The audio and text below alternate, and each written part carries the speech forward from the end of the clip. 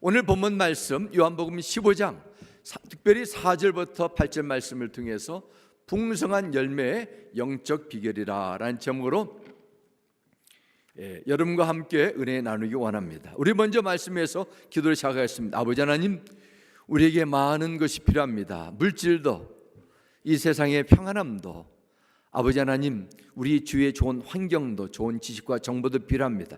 그러나 우리의 영혼을 건강케 하고 회복하는 길은 하나님의 말씀을 믿사오니 주의 성령님 이 시간을 통해서 말씀의 능력과 주시는 풍성한 축복이 우리 심령 가운데 채워지도록 성령 하나님 이 시간을 주장하여 주옵소서. 예수님의 이름으로 기도드렸습니다. 아멘.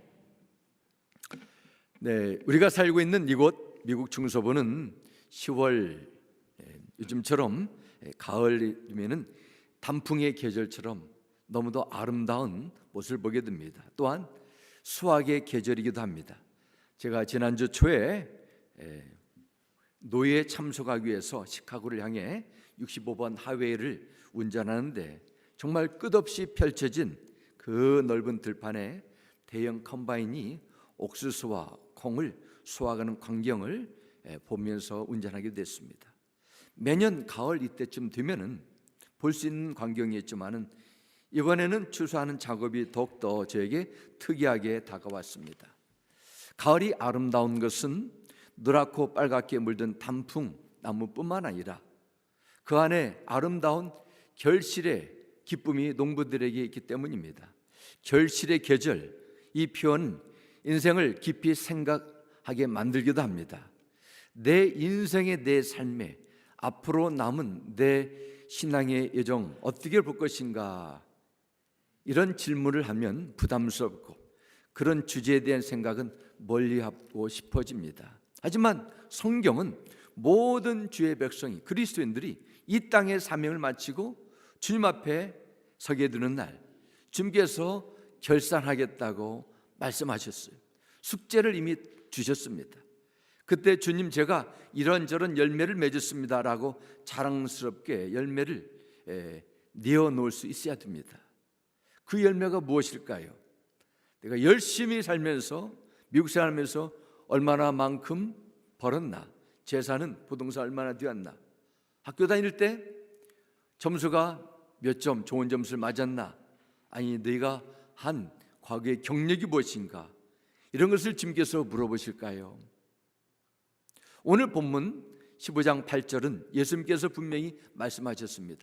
너희가 열매를 많이 맺으면 내 아버지께서 영광을 받으실 것이요 너희는 내 제자가 되리라, 이렇게 말씀하셨습니다. 하늘의 하나님 아버지께서 영광이 드는, 기쁨이 드는 열매를 맺어야 된다는 것입니다. 어떤 열매입니까? 구체적으로 하나님을 닮은 사람을 많이 낳는 영혼 구원, 생육 충만한 삶의 열매를 맺어야 됩니다.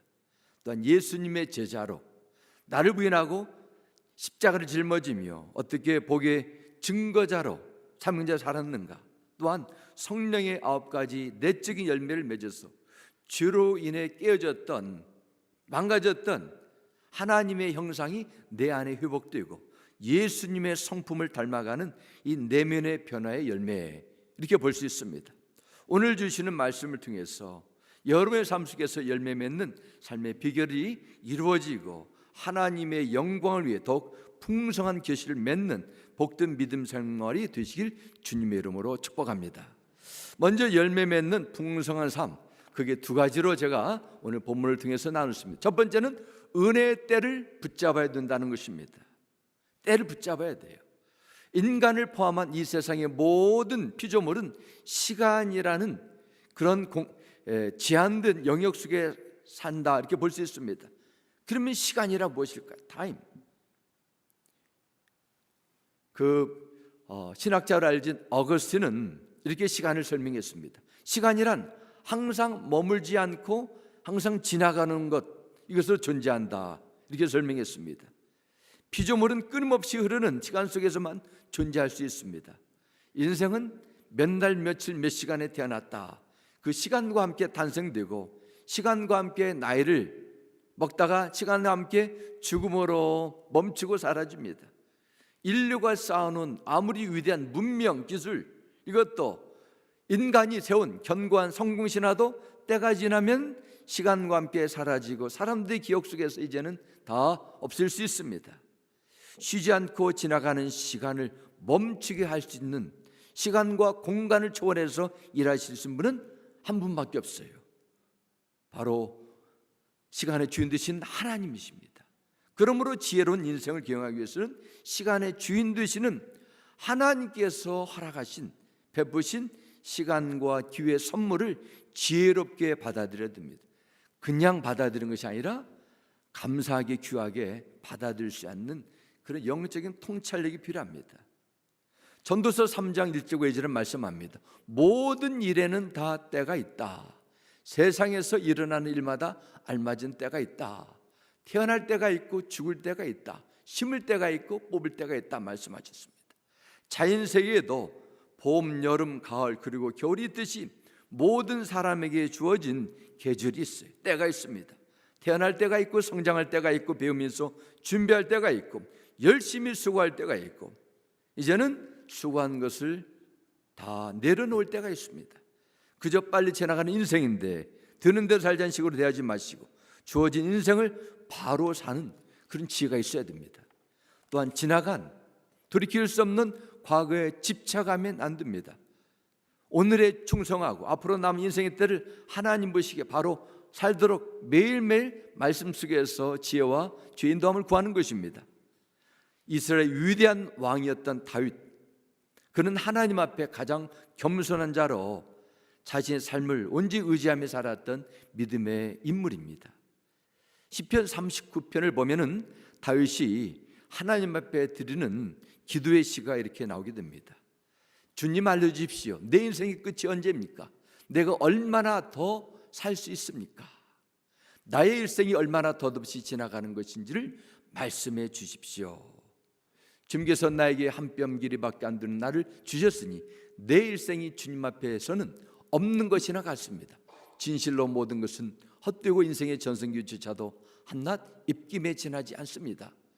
걸어다닌다고 하지만 그 한평생이 실로 하늘하기 그림자일 뿐 재산 내는 일조차도 다 헛사입니다. 장차 그것을 거두어들일 사람이 누구일지는 아무도 모르는 일입니다. 그러므로 주님, 이제 내가 무엇을 바라겠습니까?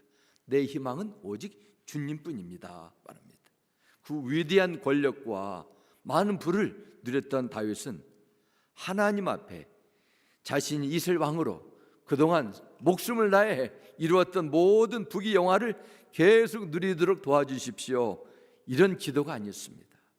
하나님 앞에 서 있는 연약한 피조물로서 하나님 앞에서 만족하고 하나님 안에서 소망을 구하는 이 귀한 기도를 드리게 됩니다. 시편 90편 말씀 보면 이스라엘의 위대한 지도자였던 모세의 기도가 이렇게 나옵니다. 우리의 연수가 70이요 강건하면 80이라도 그 연수의 자랑은 수고와 슬픔뿐이요 빠르게 지나가나니 마치 날아가는 것 같습니다. 우리에게 우리의 날을 세는 법을 가르쳐 주셔서 지혜의 마음을 얻게 해 주십시오, 이런 기도입니다. 모세는 80년이 아니라 120년의 인생을 살았습니다. 그의 첫 40년 인생은 이집트 애굽의 바로의 공주의 아들을 사는 놀라운 특권을 누렸습니다. 그 다음 인생은 그가 사람을 죽이고 미디안 광야로 도망간 후에 40년 인생했습니다. 도망자로서 어느 누구도 알아주지 않는 목자로 하나님의 손에서 연단을 받는, 훈련받는 인생이었습니다. 그 80년의 인생, 한때는 찬란하게 빛났던, 너무도 황금기를 겪었지만 후회와 좌절로 인생의 모든 것이 꺾이는 그런 절망의 시간도 가졌습니다. 하나님을 온전히 만나기 전, 아니 하나님 앞에 온전히 붙들리기 전에 인생, 아무리 화려해 보여도 하나님 없이 살아가는 인생은 하나님 보실 때는 의미 없는 수고와 눈물뿐이라는 것이지요. 그는 80세 하나님을 인격적으로 만들었습니다.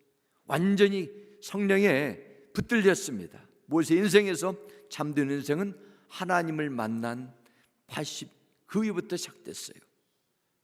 그는 하나님께서 주신 시간이 얼마 남지 않았음을, 아니 주어졌지만은 너무도 빨리 지나가는 것을 알았기 때문에 주어진 남은 때를 지혜롭게 살도록 도움을 구합니다. 모세의 기도를 보면 지난 날에 대한 그리움, 그때 내가 이집트 바로 왕의 공주의 그 사랑받는 왕자로 살 때 그때가 그립습니다. 한 번만 좀 맛을 보게 해주옵소서. 그런 기도가 아니었습니다. 오늘의 주어진 삶을 하나님 앞에 어떻게 살아갈까, 그의 고민, 영적인 결단이 기도 속에 들어있습니다. 정말 그렇습니다. 우리 인생의 참된 시작은 하나님을 만난 때부터 시작돼요. 남은 인생, 남은 생명이 주인 되신 하나님 앞에 어떻게 사는 것이 최선의 길인가에 대한 해답을 얻고 사는 자가 지혜를 받은 자라고 믿습니다. 어느 노인이 젊은이에게 이렇게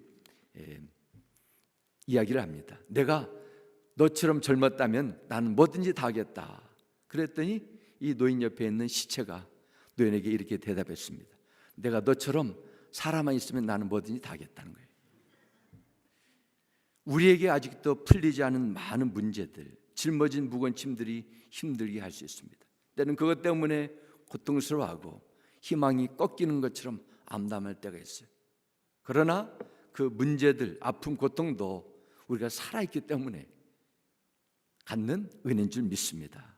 나이가 많아도 힘은 없고 여기저기 아픈 데가 많아도 주님 부르실 그때까지 주어진 일에 최선을 다해 범사에 감사하는 것이죠.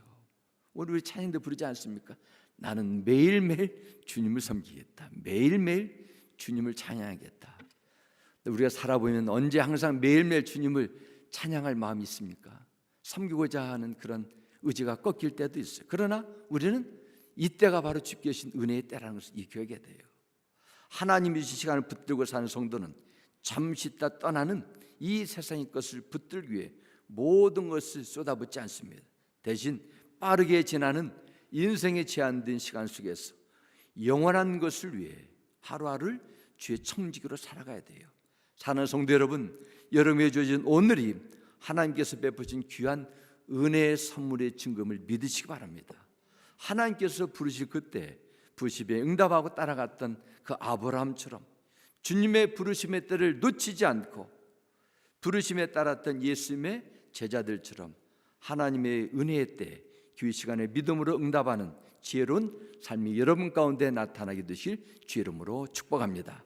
두 번째, 우리는 예수 그리스도 안에서 날마다 거하는 가운데 풍성한 결실을 맺을 수 있습니다. 창세기 1장 28절 말씀 보면 이렇게 하나님의 지음받은 형상대로 지음받은 인간의 창조 목적이 나옵니다. 하나님이 그들에게 복을 주시며 하나님이 그들에게 이르시되 생육하고 번성하여 땅에 충만하라, 땅을 정복하라, 바다의 물고기와 하늘의 새와 땅이 움직이는 모든 생물을 다스리라 하시니라 말씀합니다. 이것은 인간의 창조 목적이 이 땅에서 열매를 맺는 삶임을 증거하고 있습니다. 그런데 아담과 하와가 사단 마귀의 유혹을 받아 타락함으로 생육하고 번성하고 땅이 충만한 정복하고 다스리는 그 삶에서 점점 멀어지게 됐어요. 아니, 쫓겨났습니다.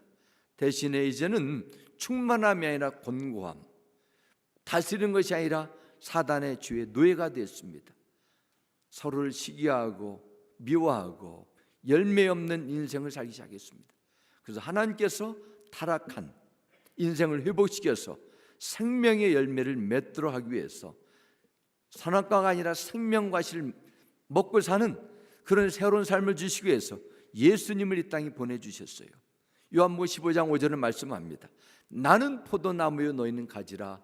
그가 내 안에 내가 그 안에 거하면 사람이 열매를 많이 맺나니 나를 떠나서는 너희가 아무것도 할 수 없음이라 말씀하셨습니다. 예수님은 자신을 참 포도나무라 말씀하셨습니다. 이렇게 비유하시면서 제자들에게 너희가 참 포도나무들은 나를 떠나면 너희는 아무것도 할 수 없다, 열매를 맺지 못한다는 것입니다. 그대로라는 것입니다. 그리스도인이 하나님 앞에 열매를 맺기 위해서는 생명나무 되시는 예수님께 접붙임이 돼서 거하는, 계속 머무는 것밖에 없습니다. 그래서 거한다 말합니다. 그가 내 안에 내가 그 안에 거한다. 이 거한다는 것은 접붙임이 된다는 것입니다. 나무로 비유를 한다면 과수원을 해보신 분은 접붙임의 원리에 대해서 잘 알고 계실 것입니다. 원래 농사에선 접붙임은 좋은 가지를 나쁜 나무에 붙이는 것입니다. 단감나무 가지를 잘라가지고 돌감나무에 접붙임을 하게 되면 나중에 틀림없이 그 나무에 단감나무 열매가 맺게 되어 있습니다. 수확이 불량한 나무에 영양을 공급받아서 좋은 가지에서 DNA를 받아 좋은 열매를 얻게 되는 것입니다. 예수님은 접붙임의 원리를 영적인 원리에 적용하지만은 다르게 적용하고 있습니다. 하나님의 구원의 나무는 참포도나무입니다. 가지는 스스로 열매를 맺을 수 없어요. 참포도나무의 뿌리에 그런 원액을 그대로 받을 때 생명의 구원을 얻고 생명의 열매를 맺게 되는 것입니다. 하나님이신 예수님께서 사람 같은 모습으로 이 세상에 오셨습니다. 왜 사람의 모습으로 오셨습니까? 바로 죄가 없으신 예수님이지만은 어떤 것도 생산할 수 없는 돌감나무 같은 어떤 가치가 없는 여러분을 접붙여 주시기 위해서 찾아오셨습니다. 그래서 누구든지 생명 되신 예수님께 접붙임을 하게 되면 그 사람은 예수 안에 영원한 생명을 통해 영생을 받게 되고 하나님의 사랑받는 자녀가 되는 것입니다. 생명책에 이름이 기록됩니다. 성령께서 그 안에 교통하십니다. 또한 풍성한 열매를 맺을 수 있어요. 그러면 예수님 안에 거한다는 것, 예수님 안에 접붙임을 받는다는 것, 구체적으로 어떤 의미일까요? 두 가지로 나누겠습니다. 첫 번째는 주님과 교제하는 것입니다. 6절과 7절 말씀 다시 보겠습니다. 사람이 내 안에 거하지 아니하면 가지처럼 밖에 버려져 마르나니 사람들이 그것을 모아다가 불에 던져 사르느니라 말씀합니다. 너희가 내 안에 거하고 내 말이 너 안에 거하면 무엇이든지 원하는 대로 구하라. 그리하면 이루리라. 이렇게 말씀하셨습니다. 주님께서 주시는 말씀입니다. 가지는 똑같은 가지인데 나무에 붙어있는 가지인가 떨어진 가지인가 따라서 그 결과는 엄청나게 다르게 나타납니다. 떨어지게 되면 가지는 즉시 말라 비틀어버진다고 하셨습니다.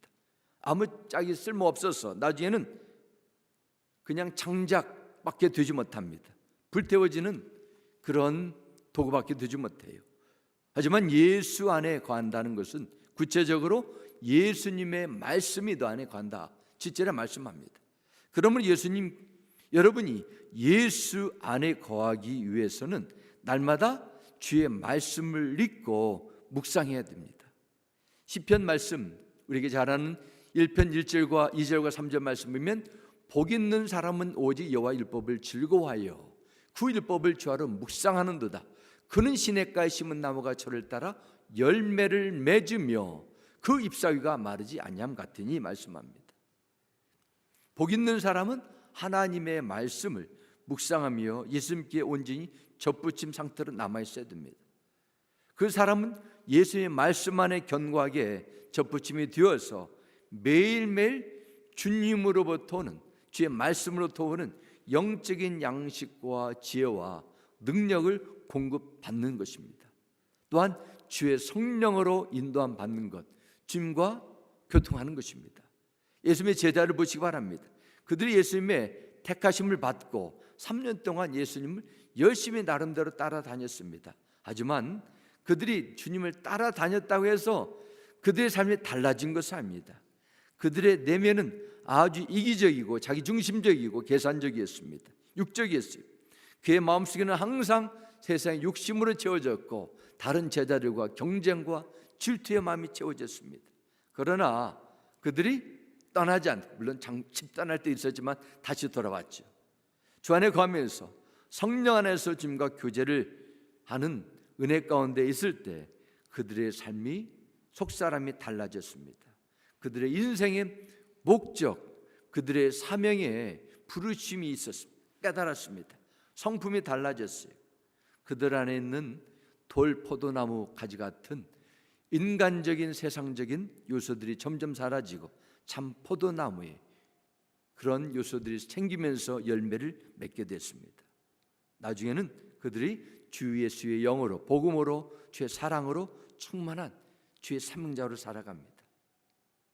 그래서 사도행전 보면은 그들의 사랑과 그들의 순종과 헌신을 통해서 초대교회 복음의 열매가 얼마나 넘치고 맺는지 모릅니다. 좋은 열매를 맺고 주께 쓰임받기 위해서는 반드시 주께 붙어야 될 텐데, 주께 붙어있는 것을 방해하는 것을 잘라내는 그런 일이 필요합니다. 전지작업이 필요합니다. 포도나무에 붙어있는 가지를 알지라도 가만히 두면 그 가지는 그냥 잔가지들이 펼쳐나게 됩니다. 우리 교회 앞에 배나무가 있었는데 이번에 너무 많이 열려가지고 아쉬웠습니다. 가지를 쳐줘야 됐으면 더 아주 맛있는 그런 한국 배가 더 맺었을 텐데 아쉬움이 있습니다. 그래서 농부는 겨울에 어떤 데 이른 봄에 가지치기를 해줘야 돼요. 썩은 것, 볼품 없는 것은, 열매 맺지 못한 것은 채워줘야 됩니다. 그래야 영양분이 필요한 것으로 집중될 수 있어요. 돋보기를 보시기 바랍니다. 돋보기가 태양 빛을 하나로 모으게 되면 나무도 태워요. 만약 빛이 레이저로 만들게 되면 철도 뚫고 강력한 무기로도 사용할 수 있습니다. 그러나 빛이 흩어지게 되면 그냥 평범한 그냥 따뜻한 빛밖에 되지 못합니다. 어느 분이 이렇게도 말합니다. 오늘날 그리스도인들이 틈만 나면은 눈이 가만히 있지 않아요. 스마트폰으로, 유튜브로, 신문 여러 가지 정보로, 페이스북으로 여러 가지를 보면서 정말 마음과 생각이 주님 안에 거하는 그런 기회가 있을까? 정말 성령의 열매, 믿음의 열매, 기도의 열매를 맺기 위해서는 어떤 때는 이런 미디어 금식도 필요치 않나, 이런 제안을 하기도 합니다. 꼭 틀린 말이 과장된 말이 아니라고 저는 여기집니다. 하루에도 5만 가지 생각이 왔다 갔다 하게 됩니다. 그러면서 삶에 대한 미련과 후회, 염려, 걱정이 태산처럼 마음을 지배하기 시작합니다. 어떻게 이런 상태에서 열매가 있겠습니까? 열매 맺는 신앙생활을 위해서는 노력과 과감한 결단도 함께 따라줘야 돼요. 그래서 고린도후서 10장 5절 말씀 보면은 하나님을 아는 지식을 가로막는 모든 교만을 첩을 쓰고, 무슨 교만을 옆에 내려두는 것이 아니라 첩을 쓰라 했어요. 과감하게 하는 것입니다. 모든 생각을 사로잡아서 그리스도께 복종시킵니다. 이렇게 선언합니다. 이 말씀은 마음속에 생겨나는 하나님을 대적하는 세상의 육에 교만한 생각들, 자기중심적인 생각들, 시기하고 미워하는 생각들, 세상 걱정거리를 두는 어두운 혼란스러운 생각들을, 이 잔가지를 과감하게 잘라버리라는 것입니다. 그래서 마음과 생각이 주님이 기뻐하시는 온전한 생각으로 집중하라는 것입니다. 아무리 분주하고 힘든 시간이 찾아와도 참 포도나무 대신 예수님의 말씀 안에 거해야 됩니다. 그럼 반드시 때가 되면은 열매를 맺게 됐습니다. 주님의 약속 믿으시고 하나님의 말씀 가운데 거하는 여러분의 삶이 되시길 주의 이름으로 부탁드립니다. 두 번째는 인내로 순종하는 거예요. 인내로.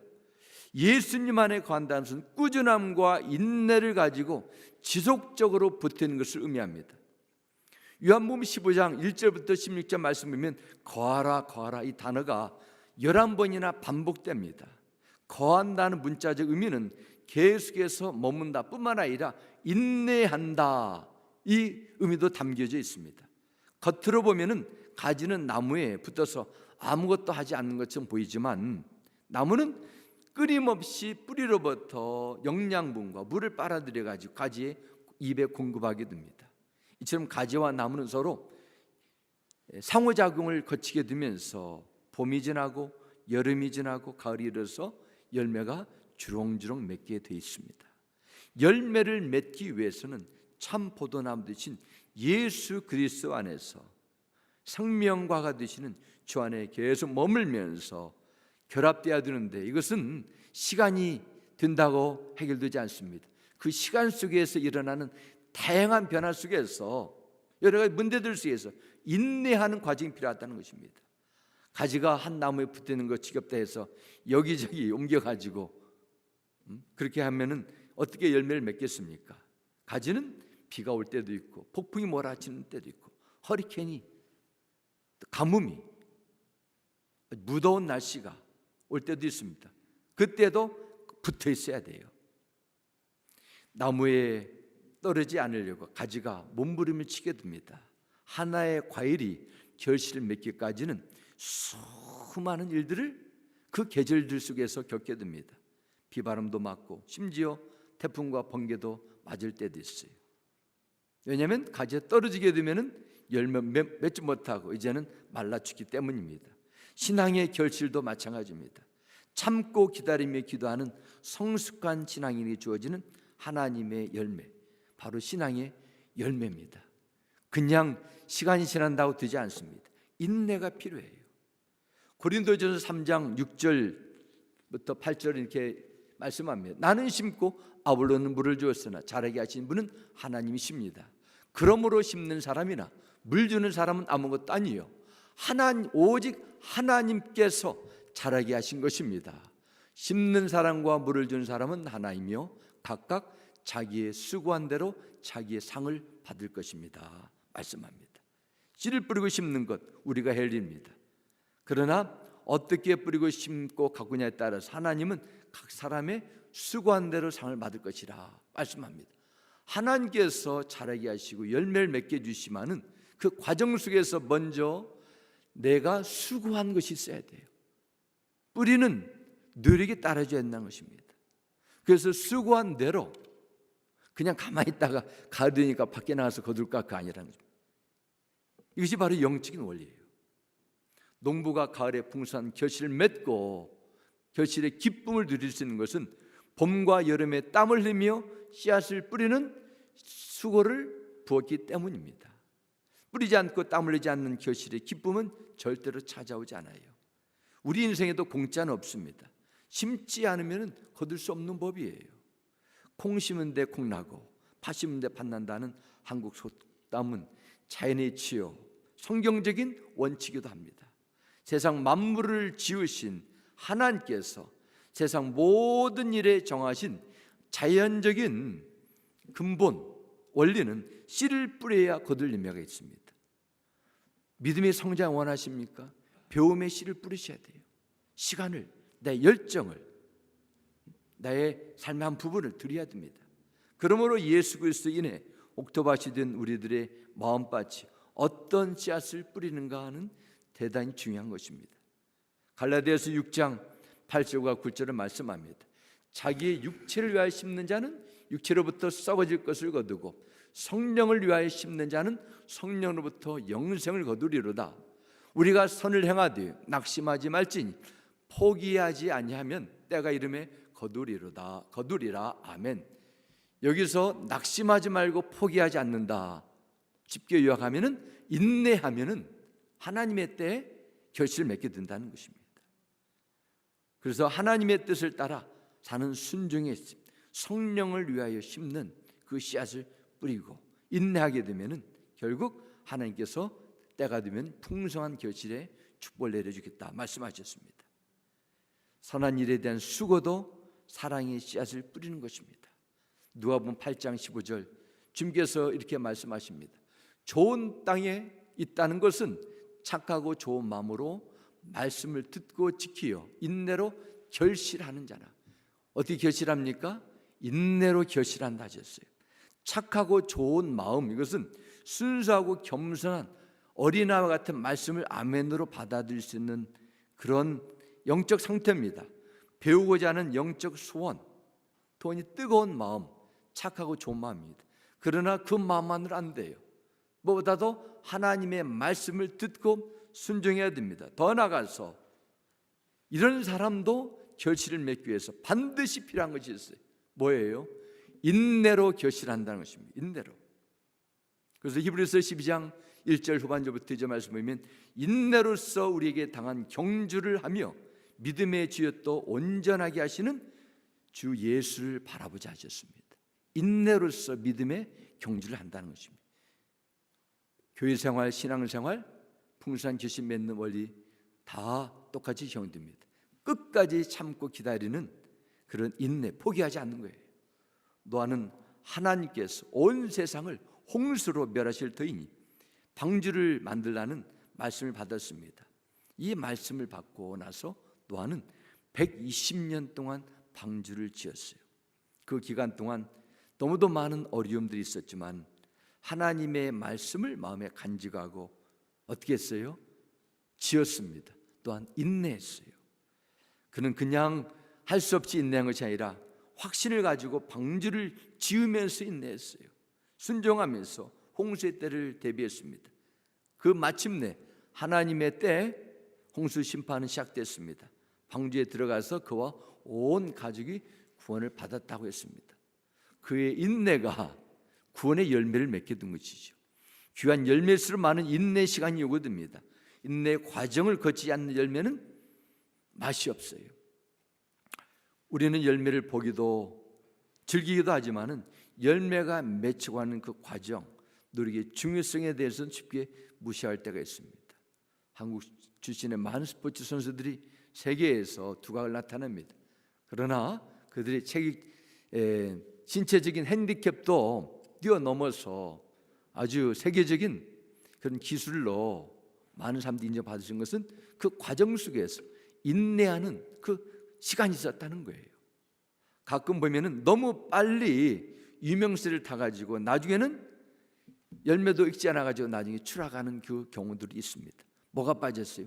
인내가 빠졌습니다. 얼마나 중요합니까?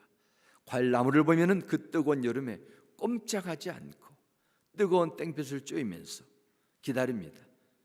우리는 더 시원한 그런 움막에 들어가서 땡볕을 피할 수 있는데 나무들은 가만히 그대로 다 노출되어 있습니다. 그 인내 과정을 통해서 맛있는 가을에 열매를 맺게 되는 것입니다. 영적인 열매를 맺기까지도 반드시 주님은 말씀하셨어요. 말씀을 받고 은혜 받는데 걷지 말고 참고 기다리라. 고린도전서 13장 말씀에 보면 사랑은 인내하는 것이라 하셨습니다.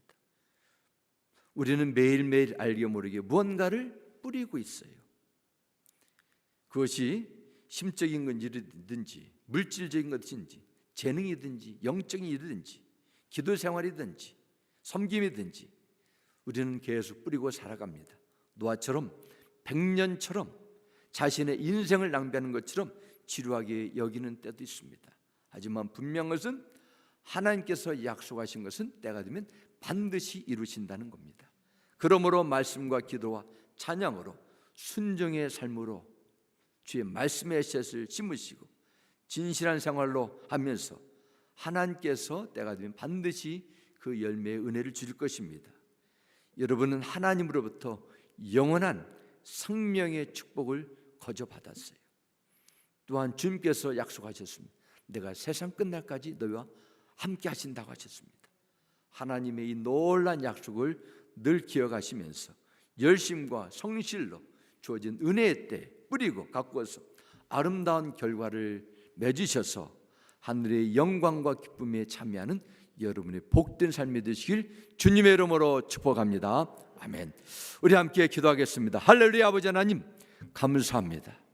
우리가 호흡을 하는 것 하나님을 찬양하게 하는 것이고 내가 오늘 사는 것 하나님이 준 귀한 시간의 땜을 믿습니다.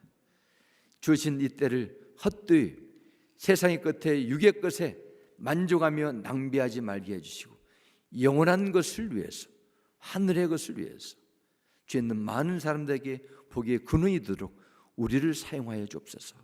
주의 말씀 가운데 거하게 해주시고 성령으로 인도함 받게 하여 주시고 끝까지 참고 견디며 포기하지 않고 절망하지 않고 이겨낼 수 있는 인내의 힘도 부어 주옵소서. 예수님의 이름으로 기도드렸습니다. 아멘.